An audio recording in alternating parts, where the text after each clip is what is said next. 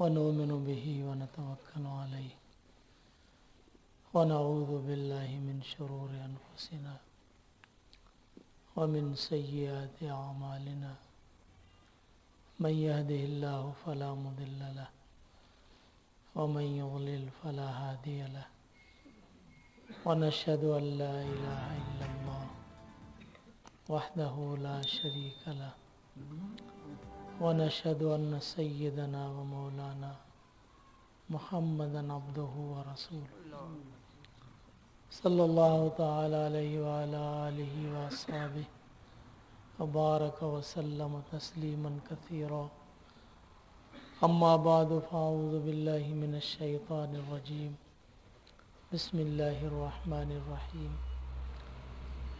هو الذي بعث في الأميين رسولا منهم يتلو عليهم آياته ويزكيهم ويعلمهم الكتاب والحكمة وإن كانوا من قبل لفي ضلال مبين صدق الله العظيم اللهم صل وسلم وبارك على سيدنا ومولانا محمد وعلى آله وصحبه كما تحب وترضى عدد ما تحب وترضى.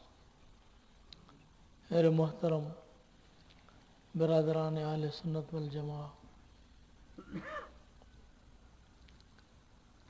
آپ حضرات کے درمیان ہونا یہ میرے لیے سعادت کی بات ہے، اور خصوصاً حضرت اقدس نور اللہ مرکزہ کی نسبت سے ہم یہاں جمع ہیں. اللہ جل شانہ اس نسبت کو ہمیشہ قائم و دائم رکھے.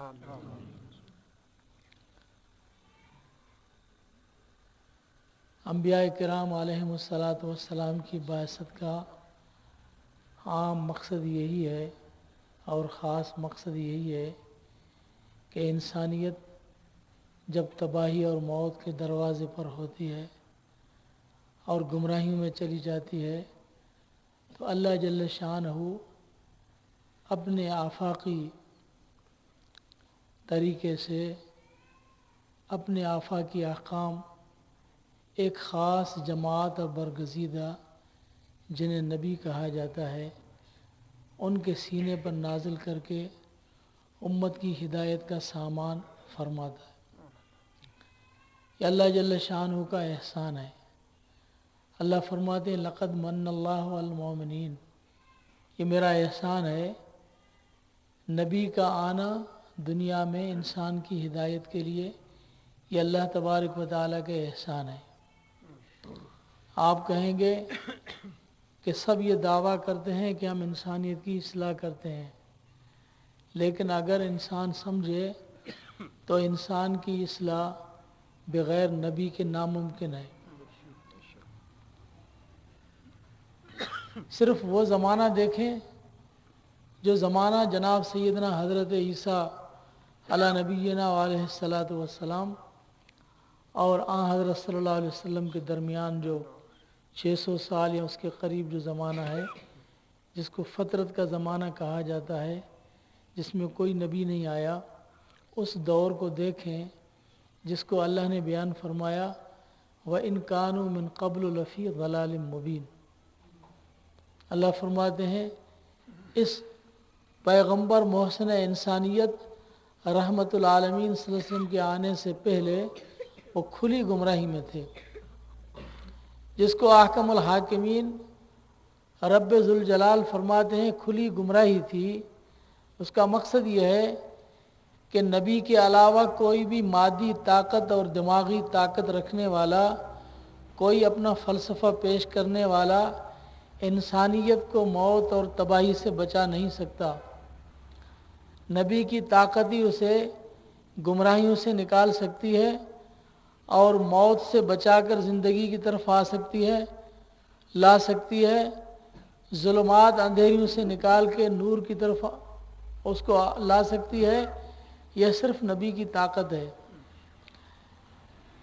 جب انسان اپنے رب کو چھوڑتا ہے اور اپنے رب کو نہیں پہچانتا تو بظاہر وہ یہی کہتے کہ ہم نے کتنی ترقی کر لی اور کتنے آگے بڑھ گئے، لیکن انسان کی تباہی کو اور انسانیت کو تباہی سے بچا نہیں سکے، بلکہ یہ سمجھیں کہ صرف اس دین اسلام اور نبی کی تعلیم کے علاوہ جتنی بھی دنیا میں تعلیمیں اور جتنے بھی مذاہب ہیں وہ سب کے سب غیر یقینی کیفیت اور ایک توہم پرستی کا شکار ہیں۔ جنہوں نے اللہ کو چھوڑا ہے، دنیا میں ایسے بھی مذہب ہیں جو خدا کو نہیں مانتے، جن کو ہم انہیں کمیونسٹ کہیں یا دہریہ کہیں، ملحد کہیں، جو خدا کو نہیں مانتے، تو خدا کو نہ ماننے کے بعد وہ کہاں جا کے گرے ہیں؟ ستاروں پر اپنی زندگیاں دیکھتے ہیں، نجوم پر چلتے ہیں اور جادوگروں کی باتیں مان کر ان پر زندگی گزارتے ہیں، تو یہ کون سے ہیں جو خدا کو نہیں مانتے؟ اللہ کو نہ ماننے کا نتیجہ انہیں یہ ملا کہ خدا کے سوا ہر وہم پرستی کا شکار ہیں اور ہر چیز کو مانتے ہیں، صرف ایک رب کو نہیں مانتے، تو ان کی زندگی کے اندر کوئی یقینی کیفیت پیدا نہیں، بلکہ دماغی طرح بدحالی کا شکار ہیں اور بد دماغی کا شکار ہیں۔ انہیں کوئی یقینی زندگی نہیں ہے، ان کی زندگی ایسی ہے کہ آپ بھی حیران ہو جائیں گے۔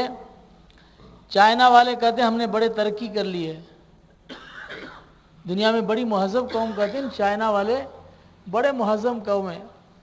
ہمارے یہاں کے جو بڑے جاہلین کا ایک طبقہ ہے جو پہلے امریکہ والوں کا مثال دیتا ہے، اب جب وہ بیچارے چلے گئے پتہ نہیں کہاں، ان کا ڈالر گرتا ہوا جا رہا ہے، اب چائنا کے پیچھے پڑ گئے۔ اللہ کے بندو، جو قوم کتوں کے ساتھ زندگی گزارے وہ مہذب کہلا سکتی ہے؟ خدا کا احسان ہے، انعام سمجھو کہ اللہ نے ہمیں مسلمان کر کے پیدا کیا، مسلمان ہیں۔ آپ اپنے بستر پر کبھی کتوں کو سلاتے ہو؟ اچھا سمجھتے ہو؟ یہ تو کتوں کے فضلات اور گندگیوں کو صاف کرتے ہیں۔ یہ کون سے انسان ہیں؟ ان کے تم مثال دیتے ہو اور تم کہتے ہو کہ یہ بڑے مہذب ہیں۔ کھڑے ہو کے پیشاب کرنے والی قوم، کتوں کے فضلات کو صاف کرنے والی قوم، اور پھر چائنا والے کہتے ہیں بڑی انہوں نے ترقی کی ہے، ٹیکنالوجی اور سائنس اور ایسی چیزیں ایجاد کی ہیں، دنیا میں پیسہ کمانا، دنیا میں دولت جمع کرنا، یہ سب کچھ آسان ہے، لیکن اس کا انجام پوچھو تو قرآن سے پوچھو کہ ان کے باپ فرعون کا انجام کیا ہوا، ان کے باپ نمرود کا انجام کیا ہوا، قرآن سے پوچھو نا کہ اس کا انجام کیا ہے۔ اسباب اس کے پاس نہیں تھے۔ اللہ فرماتے ہیں فَالْيَوْمَ نُنَجِّيكَ بِبَدَنِكَ لِتَكُونَ لِمَنْ خَلْفَكَ آیَةً۔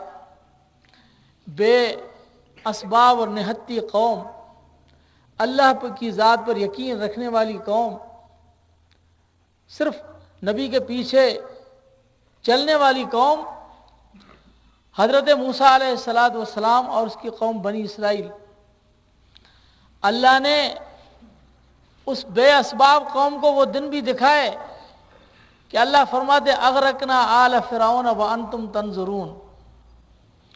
ربوبیت کی دعویٰ کرنے والا، اپنے آپ کو خدا سمجھنے والا، اپنے مادی طاقت پر یقین رکھنے والا، اپنی حکومت پر اور مال اسباب پر یقین رکھنے والا، وہ دریا میں ڈوب رہا تھا اور اس کی قوم دریا میں ڈوب رہی تھی۔ اللہ نے فرمایا کہ یہ نہتی قوم، موسیٰ علیہ السلام اس کی قوم، یہ منظر اپنی آنکھوں سے دیکھ رہے تھے، وَأَنْتُمْ تَنْظُرُونَ۔ یہ کیسا عجیب منظر تھا زمانے میں کہ مظلوم قوم اپنی آنکھوں کے سامنے ربوبیت کے دعویٰ کرنے والے اور ظلم کی چکی میں اس کو پسنے والا وقت کا حکمران، اس کو ڈوبتے ہوئے انہوں نے اپنی آنکھوں سے دیکھا. یہ کس نے کیا؟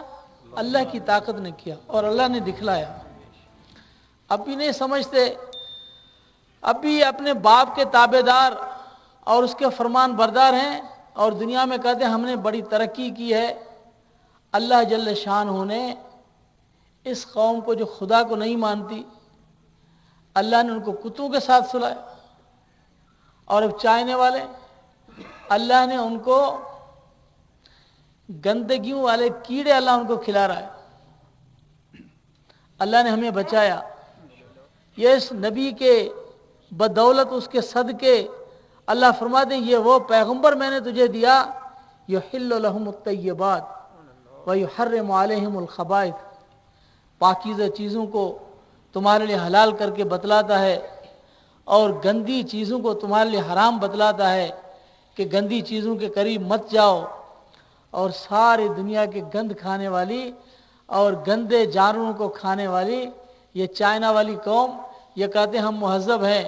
کوئی کتوں کے ساتھ سوتے ہیں اور کوئی کتوں کا گوشت کھاتے ہیں، یہ مہذب ہے. یہ تو دین کی بدولت، اسلام کی بدولت اللہ جل شاہ نے ہماری حفاظت کی. جب یہ عقل بھی اس وقت صحیح کام کرتی ہے جب اس عقل کا تعلق عقل دینے والے سے ہو تو صحیح کام کرے گی. اگر محض عقل انسان کو گمراہی سے نکال سکتی تھی تو افلاطون کبھی بھی نہ کہتا کہ موسیٰ کو مان لو، جالینوس کبھی نہ کہتا کہ عیسیٰ علیہ السلام کو مان لو. اپنے زمانے کے بڑے بڑے حکیم اور بڑے بڑے فلاسفر تھے، انہوں نے خود سمجھ لیا کہ انسانیت کو موت سے نکالنے والی اور زندگی دینے والی اور انسان کو انسان بنانے والی اگر کوئی شخصیت ہے تو وہ نبی ہے. اس کے علاوہ کسی میں یہ طاقت نہیں. انسان جب بد دماغی پہ آتا ہے، کیا کوئی ایسا فلسفی ہے جس کے دماغ نے انسانیت کے اندر ایسی یقینی کیفیت پیدا کی ہو کہ دنیا میں ڈپریشن ختم ہو گئی ہو؟ سب سے زیادہ پاگل خانے اور نفسیاتی ہسپتال امریکہ میں ہیں، پاکستان میں نہیں ہے. یہ اللہ کے راستے میں چلنے والی جماعتیں، تبلیغ جماعت، یہ ایک وقت میں 10 کھانے کھا کر سوتے ہیں اور خراٹے لیتے ہیں، انہیں کچھ نہیں ہوتا. وہ ایک قسم کا کھانا کھاتے ہیں اور پاگل خانے میں جا کے انہیں نیند بھی نہیں آتی اور انجیکشن لگاتے ہیں اور پوری زندگی پاگل پنا ہو کر گزارتے ہیں. یہ کون سی زندگی ہے؟ سمجھو کہ اللہ کو ماننے کے سوا اور نبی کی تعلیمات کو ماننے کے سوا کوئی بھی ایسی دنیا میں شخصیت نہیں جو انسان کو گمراہی سے نکالے اور انسان کے دماغ سے ڈپریشن ختم کر کے اسے چین کا کوئی نظام اور پروگرام اور سکون والا پروگرام دے. یہ صرف اس دین میں. الذین آمنوا وتطمئن قلوبہم بذکر اللہ، الا بذکر اللہ تطمئن القلوب. دلوں کو چین وہ کس چیز میں آتا ہے؟ اللہ کے ذکر میں. یہ محنت کرتے ہیں دماغ میں. آپ کو پتہ ہے کہ جتنے بھی دنیا میں وہم پیدا ہوتے ہیں اس وہم کے سارے خانے دماغ میں، اور دنیا میں یقین کی جتنی قسمیں ہیں وہ دل میں رہتی ہیں. دماغ میں یقین کا کوئی خانہ ہی نہیں ہے.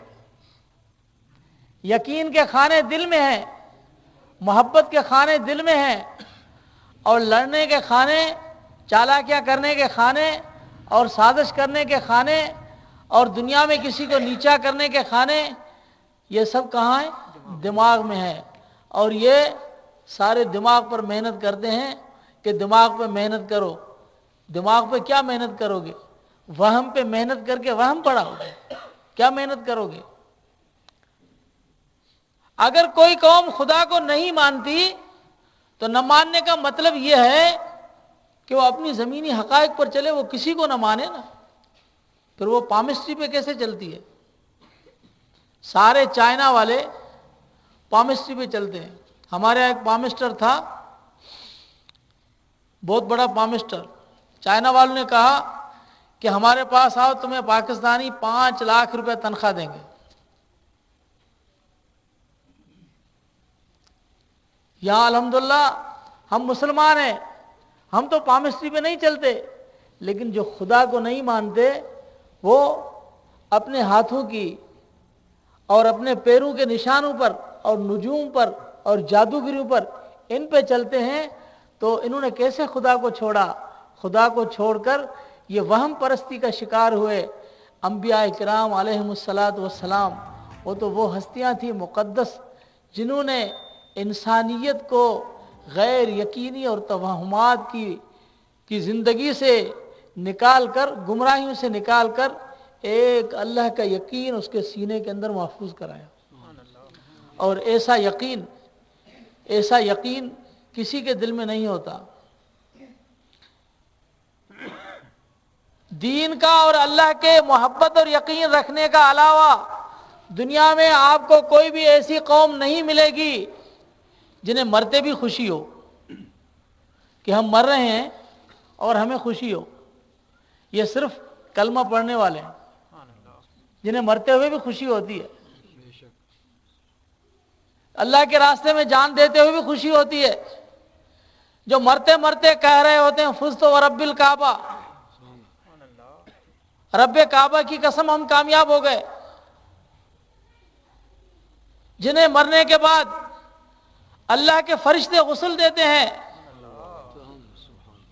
جنہیں مرنے کے بعد رحمت العالمین صلی اللہ علیہ وسلم فرماتے ہیں کہ حضرت سعد بن معاذ رضی اللہ تعالیٰ عنہ فرماتے ہیں اہتز عرش الرحمن موت سعد بن معاذ۔ یہ سعد بن معاذ وہ تھے جن کی موت پر اللہ کا عرش بھی رویا۔ یہ کون سے دنیا میں مادہ پرست اور حکومت رکھنے والے ہیں جن کے باغات تھے، نہریں تھیں، چشمے تھے، اسباب تھے، سب کچھ تھے، ان کے باغوں کے، ان کے محلوں کے نیچے نہریں بہتے تھیں، لیکن اللہ فرماتے ہیں کم ترکوا من جنات و عیون و ظروم و مقام کریم و نعمت کانوا فیہا فاکہین کذالک و اورثناہا قوما آخرین فما بکت علیہم السماء والارض وما کانوا منظرین۔ ان کے مرنے پر نہ آسمان رویا نہ زمین کو ارمان ہو، بلکہ خوش ہوئے کہ یہ گیا ہم سے۔ اس کے قدم ہم پہ لگتے تھے تو ہم خوش نہیں تھے، آسمان اس کے دیکھنے کو گوارا نہیں کرتا تھا، لیکن جس شخص کے موت پر آسمان بھی روئے، عرش بھی روئے، اور جس کی جنازے میں 70,000 فرشتے ہوں، ان کی کیا کیفیت ہوگی؟ اور جو دنیا میں چلتے چلتے جنت کی خوشبوئیں سونگھیں۔ حضرت انس بن نضر رضی اللہ تعالیٰ عنہ احد کے میدان میں فرماتے ہیں یا سعد انی لاجد ریح الجنت دون احد، اے سعد میں احد کی طرف سے جنت کی خوشبو مجھے محسوس۔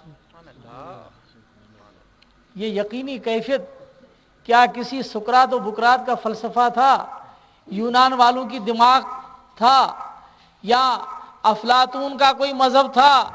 یہ محمد رسول اللہ صلی اللہ علیہ وسلم کے کلمے کی تاثیر تھی اور اس کا دین تھا، جنہوں نے ان کی زندگی کے اندر، دلوں کے اندر ایسا انقلاب پیدا کیا کہ انسان نے سمجھا کہ اب میں اس سرزمین پر رہنے کے قابل ہوں، ورنہ انسان سمجھ رہا تھا کہ اب میں موت کے دروازے پر دستک دے رہا ہوں، اب مجھے مرنے کے سوا کچھ نہیں، اب میری زندگی ختم ہو چکی ہے۔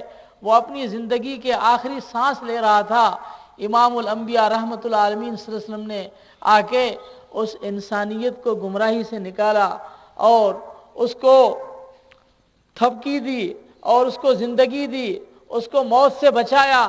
اللہ فرماتے ہیں لقد من اللہ المومنین، یہ اللہ کا سب سے بڑا احسان ہے کہ اللہ نے تمہیں ان مادہ پرستیوں اور توہمات کی زندگی سے نکال کر تمہیں محمد رسول اللہ کے ذریعے سے ایک یقینی کیفیت پیدا کرائی۔ جناب نبی کریم علیہ السلام جب تشریف فرما ہوئے، آپ صلی اللہ علیہ وسلم کے زمانے کی طرف لوٹیے اور صحابہ کرام رضی اللہ تعالی اجمعین جو آپ صلی اللہ علیہ وسلم کی اور اللہ کی محبوب جماعت ہے، اس کو دیکھیں اور اس زمانے کو دیکھیں کہ اس زمانے کی کیفیت کیا تھی اور کس طرح سے، کیا کوئی سمجھتا تھا کہ جن کے پاس ہتھیار نہیں، کھانے کو کچھ نہیں، پاؤں ننگے ہیں، چادریں جسم پر پوری نہیں ہے، میدان میں جب شہید ہو رہے ہیں تو کفن ڈھانپنے کے لیے، کفن دینے کے لیے چادریں نہیں ہیں. حضرت حمزہ رضی اللہ تعالیٰ عنہ جب کفن دیا گیا، چادر رکھی گئی، سر ڈھانپا تو پاؤں ننگے ہیں، پاؤں ڈھانپ رہے ہیں تو سر ننگا ہے. آپ صلی اللہ علیہ وسلم نے فرمایا کہ اس چہرے کو ڈھانپو اور پاؤں کی طرف گھاس رکھو. یہ کیفیت تھی. وہ قوم، اس کے اندر کیا قوت تھی اور کیا چیز تھی کہ 313 1000 پر غالب ہے، 1000 3000 پر غالب ہے، 4000 12000 پر غالب ہے، اور 12000 30000 پر غالب ہے، اور 30000 3 لاکھ پر غالب ہے. کون سی طاقت تھی ان کے اندر؟ یہ اللہ کی قوت اور ایمان کی قوت تھی اور یقین کی کیفیت تھی. ایمان نام ہی ہے دل کے اندر اللہ کی محبت اور یقین کی کیفیت کے پیدا کرنے کا نام. ایسا یقین ہو جائے متزلزل کہ مرتے مرتے خوش ہوتے دنیا سے جائے. میں تو کہتا ہوں کہ مومن کے ایمان کے کمال کی نشانی یہ ہے اور ڈگری یہ ہے کہ وہ اپنے آپ کو دیکھے، کبھی موت کا تصور کرے کہ میں مر رہا ہوں، اب سوچے کہ اس موت کے تصور سے مجھے خوشی ہو رہی ہے یا ڈر لگ رہا ہے. اگر موت کے تصور سے خوشی ہو رہی ہے تو سمجھو کہ یہ ایمان کامل ہے. جو مومن کامل ہوگا، اللہ کی ذات پہ جسے یقین ہوگا، وہ تو خوش ہوگا کہ میں مرتے اپنے رب کا ان آنکھوں سے دیدار کروں گا. تو وہ کیسے خوش نہیں ہوگا؟ الموت جسر یوصل الحبیب الی الحبیب. موت تو ایک پل ہے جو محب کو اپنے محبوب سے ملاتی ہے. محبوب حقیقی اللہ کی ذات ہے، اس کو ملانے والی پل یہ موت ہے. یہ موت کے بغیر تو ناممکن ہی ہے. تو انسان کو موت میں تو خوشی ہونی چاہیے. اللہ فرماتے ہیں یا ایھا الذین ھادوا ان کنتم اولیاء للہ من دون الناس فتمنوا الموت ان کنتم صادقین. اگر تم دعویٰ کرتے ہو کہ ہم اللہ کے دوست ہیں اور ولی ہیں تو پھر موت کی تمنا کرو. اللہ فرماتے ہیں وَلَن يَتَمَنَّوْهُ أَبَدًا بِمَا قَدَّمَتْ أَيْدِيهِمْ. ان کو اپنی بدعمالیاں ایسی نظر آ رہی ہیں کہ کبھی بھی یہ تمنا نہیں کریں گے، بلکہ یود احدہم لو یعمر الف سنہ وما هو بمزحزح من العذاب ان یعمر. یہ تو چاہتے ہیں کہ ہمیں 1000 برس ملیں اور ہم نہ مریں، لیکن یہ سمجھ لیں کہ 1000 برس سے زیادہ بھی عمر ان کو ملے، اللہ کے عذاب سے بچ نہیں سکتے. کامیاب انسان کون ہے؟ جو دنیا میں دل میں اللہ کا یقین پیدا کرے. یہ دماغ کیا ہوتا ہے؟ دماغ، یہ وہم کیا ہوتے ہیں؟ یہ کھانے کیا ہوتے ہیں؟ جب دل میں یقین آ گیا اور دل کے اندر اللہ کی محبت کی شمع روشن ہو گئی، یہ سارے وہم، حافظے، خزانے، جتنے بھی دماغ کے کھانے ہیں، یہ سارے روشن ہو جائیں گے. لائٹ آن ہو گئی، یہ سارے روشن ہو گئے تو اندھیرا ہی ختم ہو گیا. تو باقی کاہے کے توہم رہیں گے اور کاہے کے انسان کے اندر وہ چیزیں رہیں گی؟ پھر مومن کا کام نہیں ہے عقل پر چلنا اور دلائل مانگنا اور اللہ کے احکامات کے اندر چوں چرا کرنا اور چیزیں نکالنا کہ ہمیں ایسی تعلیم غیر یقینی دنیا نے دی ہے، ہم ایسی تہذیب کے پیچھے تیز پڑے ہوئے ہیں کہ ہم اللہ کے احکامات کے اندر بھی علتیں نکالتے ہیں. تو ہم نے کئی مرتبہ سنا ہے کہ بیٹھے ہوتے ہیں اور کہتے ہیں جی نماز میں اتنا فائدہ ہے کہ ڈاکٹر کہتے ہیں جب سجدہ کرتے ہیں تو اس میں خون جو ہے وہ دماغ کی طرف صحیح پہنچتا ہے. ارے ابھی تک تو تم ان کاموں میں لگے ہوئے ہو کہ سجدے میں خون کی روشنی صحیح ہوتی ہے. اگر اس وجہ سے تم نے نمازیں بھی پڑھی تو کچھ نہیں ہوگا۔ نماز تو اس لیے پڑھتے ہیں کہ ہم جب اپنے رب کی بڑائی کرتے ہیں، سمجھتے ہیں کہ عظمت اسی کی ہے، کبریائی اسی کی ہے، وَلَهُ الْكِبْرِيَاءُ فِي السَّمَاوَاتِ وَالْأَرْضِ وَهُوَ الْعَزِيزُ الْحَكِيمُ، کبریائی اسی کی ہے، عظمت اسی کی ہے، ہم تو اس کی رضا کے لیے اس کے سامنے جھکتے ہیں، ہمارا عقل مانے یا نہ مانے۔ جب اللہ نے فرمایا کہ تم اپنے ایمان کو صحابہ کرام اجمعین کی نہج پر لاؤ، اس کے معیار پر لاؤ، تو اس کا مقصد کیا ہے کہ صحابہ کرام رضی اللہ تعالی اجمعین کیا فرماتے ہیں؟ وان عبادۃ بن صامت رضی اللہ عنہ انہ قال بایعنا رسول اللہ صلی اللہ علیہ وسلم علی المنشط والمکرہ علی السمع والطاعہ، ہم نے تو حضرت صلی اللہ علیہ وسلم سے بیعت کی، کس چیز پر؟ خوشی کے حال پر اور تکلیف کے حال پر، کہ ہم خوش ہوئیں یا ہمیں تکلیف ہو، دل چاہے یا نہ چاہے ہم آپ کی بات کو مانیں گے، عقل کو نہیں چلائیں گے۔ دین اگر کوئی سمجھنا چاہے تو دین پر پہلے کلمہ پڑھنے والے کے طریقے پر آؤ۔ پہلے کلمہ پڑھنے والا کون ہے؟ حضرت صدیق اکبر رضی اللہ تعالیٰ، جس نے کوئی دلیل نہیں مانگی، کوئی دلیل نہیں، بلکہ صرف یہ کہ یہ بات میرے محبوب کے زبان سے جاری، بس مان لیا۔ حضرت ماریہ قبطیہ رضی اللہ تعالیٰ عنہ کے بطنے سے حضرت ابراہیم پیدا ہوئے، چھوٹے تھے، فوت ہوئے۔ ابھی دودھ پینے کا زمانہ تھا، غم ہوا۔ رحمت العالمین صلی اللہ علیہ وسلم کی آنکھوں سے آنسو جاری ہو گئے۔ صحابہ نے عرض کی یا رسول اللہ، ہمیں تو آپ روکتے تھے اور آپ کی آنکھوں سے آنسو جاری ہیں۔ تو آپ نے فرمایا ان اللہ لا يعذب ببکاء العیون، آنکھوں کے رونے پر اللہ کا عذاب نہیں ہوتا۔ جب دل میں غم ہوتا ہے اور دل جب چھلکتا ہے تو آنکھیں برستی ہیں، یہ ایک فطری عمل ہے۔ آپ نے فرمایا ان العین تحزن ان القلب یحزن والعین تدمع وانا بفراقک یا ابراہیم لمحزونون، ہم غمگین ہیں۔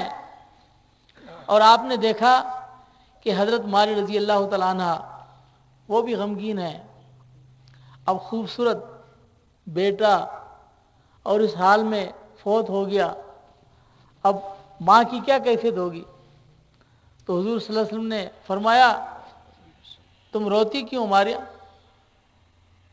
میں اللہ سے دعا کروں اللہ تبارک و تعالی حجاب ہٹا دے، تم اپنی آنکھوں سے اپنے بچے کو دیکھ لو کہ جنت کی حور انہیں دودھ پلا رہی ہے، آنکھوں سے دیکھ لو، پھر خوش ہوگی۔ کیسے صحابیہ کا ایمان تھا۔ حضرت ماری قبطیہ رضی اللہ عرض کیا رسول اللہ، ماری اپنے آنکھوں سے دیکھے تو میری آنکھ دھوکہ کھا سکتی ہے، غلط دیکھ سکتی ہے، لیکن محمد رسول اللہ کی زبان سچی ہے۔ صحابہ کا ایمان یہ تھا، آمنا صدقنا سمعنا اطعنا، کیسی شان تھی۔ صحابہ کرام والا ادب سیکھیں، صحابہ کرام والا ایمان سیکھیں اور تسلیم و رضا سیکھیں۔ علامہ ابن کثیر رحمۃ اللہ علیہ فرماتے ہیں، حافظ ابن کثیر رحمہ اللہ فرماتے ہیں کہ بنی اسرائیل پر اللہ نے جو ہمیشہ ہمیشہ لعنت بھیجی، ضربت علیہم الذلۃ والمسکنہ، اس لیے کہ انہوں نے اللہ کے احکامات کے اندر علتیں ڈھونڈی۔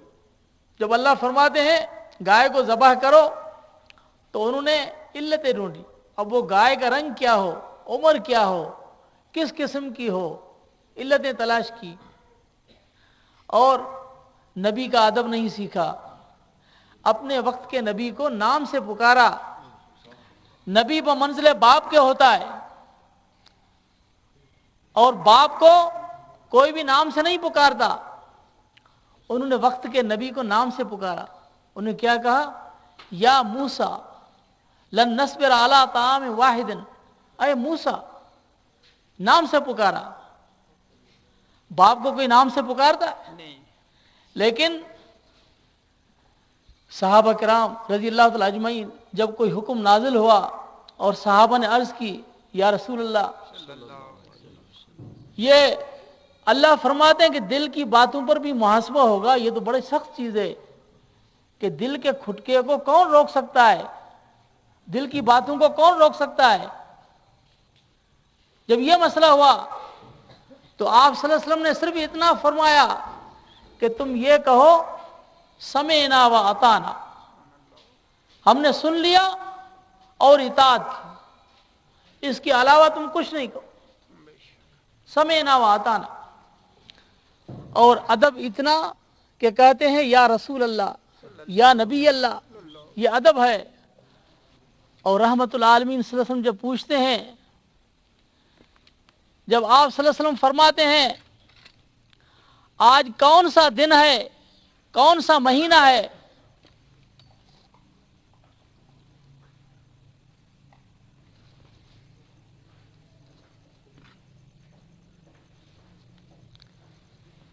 جب آپ صلی اللہ علیہ وسلم فرماتے ہیں کہ آج کون سا مہینہ اور کون سا دن ہے، تو صحابہ کرام اجمعین میں اتنا ادب تھا کہ وہ یہ نہیں کہتے کہ آج فلاں دن فلاں مہینہ ہے. انہوں نے کہا اللہ و رسولہ عالم، اللہ اس کے رسول کو علم ہے. یہ ادب تھا. اس ادب کی برکت سے صحابہ کرام اجمعین کو اللہ نے کتنا بڑا مقام عطا فرمایا، اس لیے کہ وہ تسلیم و رضا کے مقام پر تھے. جو اللہ کے حکم آئے ان پر سمعنا و اطعنا کہا. یہودیوں نے کیا کہا؟ سمعنا و عصینا، ہم نے سن لیا اور دل سے انکار کیا. تو ایمان نام ہی دل کے یقین کا ہے اور ادب کرنے کا ہے، اور شاعر اللہ کے ادب کرنے کا اور تسلیم و رضا کا نام ہے. یقین والی زندگی صرف اسلام کی برکت سے اور جناب محمد رسول اللہ صلی اللہ علیہ وسلم کے اس دین کی برکت سے آتی ہے. اللہ ہمیں بھی وہ یقین نصیب عطا فرمائے. اللہ ہمیں اس وہم پرستی سے بچائے. توحید کے درس کا مقصد یہی ہے کہ جس مومن کے سینے میں توحید کی عظمت ہوگی اسے دنیا کا کوئی وہم نہیں آ سکتا. موحد کو ہزار طاقتیں اگر اس کو گھیر لیں، اگر اس کو ایمان سے ہٹا دے، لیکن موحد کی طاقت کیا ہوتی ہے؟ ایک رحمت العالمین صلی اللہ علیہ وسلم کے غلام حضرت بلال رضی اللہ تعالیٰ عنہ کی زندگی دیکھیں، ان کے ساتھ کیا حال ہوتا ہے. مکے کی گرم زمین پر لٹایا جاتا ہے، لیکن توحید کے پرستار کیا کہتے ہیں؟ احد احد، احد کا نام نکلتا ہے. ایک اللہ کی بات کرتا ہے اور کسی بھی طاغوتی قوتوں کو، غیر یقینی طاقتوں کو، شیطانی قوتوں کو برداشت کرنے کے لیے تیار نہیں. یہ ایمان کی قوت اور توحید کی عظمت جب سینے میں آ جائے اور یقین آ جائے تو پھر تمام طاغوتی قوتیں وہ ختم ہو جاتی ہیں، اور یہ اللہ کے نام سے اور کلمے کی بدولت سے آتی ہے. مادے کی دنیا کو، مادہ پرستوں کو اور طاغوتی قوتوں کو چھوڑ کر ایک کلمے کے نام لیوا بن جاؤ اور ایک اللہ کے ہو جائیں. لا الہ الا اللہ محمد رسول اللہ صلی اللہ علیہ وسلم کا صحیح یقین دل کے اندر آ جائے. یہی لا الہ الا اللہ محمد رسول اللہ، یہ عمل و عقیدے کا مجموع ہے. لا الہ الا اللہ عقیدہ ہے اور محمد رسول اللہ یہ سنت والی زندگی ہے. یہ کلمہ خود علم و عمل کا مجموعہ ہے کہ صحیح عقیدہ ہو اور صحیح عمل ہو. اللہ جل شانہ ہمیں صحیح عقائد اہل سنت والجماعت کے سمجھنے کی اور اس پر چلنے کی توفیق عطا فرمائے.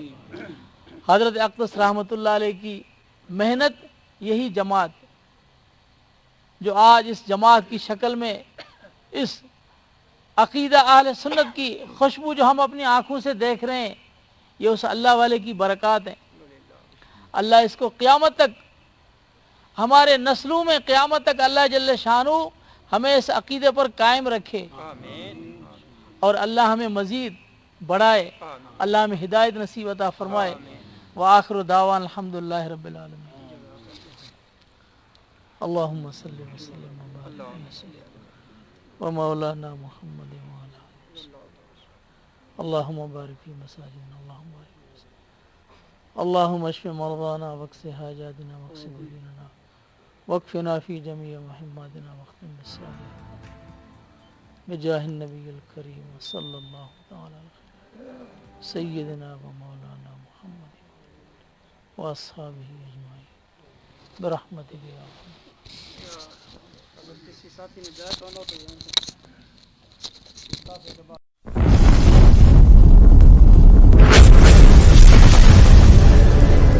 Subscribe my YouTube channel.